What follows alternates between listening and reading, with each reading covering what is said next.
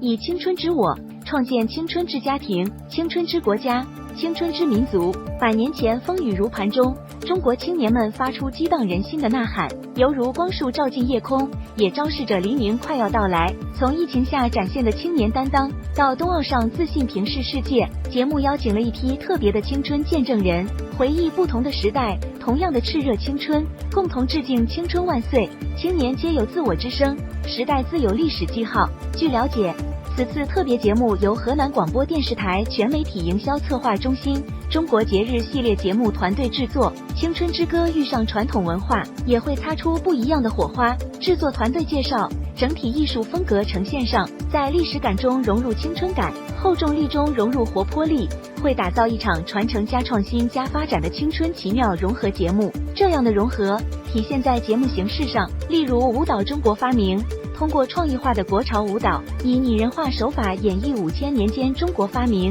中国制造、大国重器的时代演变。据说这支舞蹈相当出彩，具有爆款相，喜爱舞蹈的观众可以期待一下。还有歌曲炫彩中华，当中国色彩与中国青年面庞昂扬相遇，让世界听到不一样的中国声音。这样的融合也体现在舞台呈现上 ，XR 多维空间、360度旋转舞台等多种艺术呈现手段，加入如今年轻人们喜爱的新国风元素，将写意表达融入到细节之处，奉献出一场极具艺术张力的节目，展现出当下的青春的新气象，也让观众汲取奋斗力量。祖国未来在青年，民族的未来在青年。当然，这样的融合也在演员阵容上有体现。据悉，这次也有王一博、杨紫、刘雨昕、俞灏明、魏大勋、汪苏泷、许嵩、郭俊辰、李一桐、张雪迎、曾舜晞、于朦胧、周洁琼、伏龙飞等青年艺人加盟，用他们的方式向青春致敬。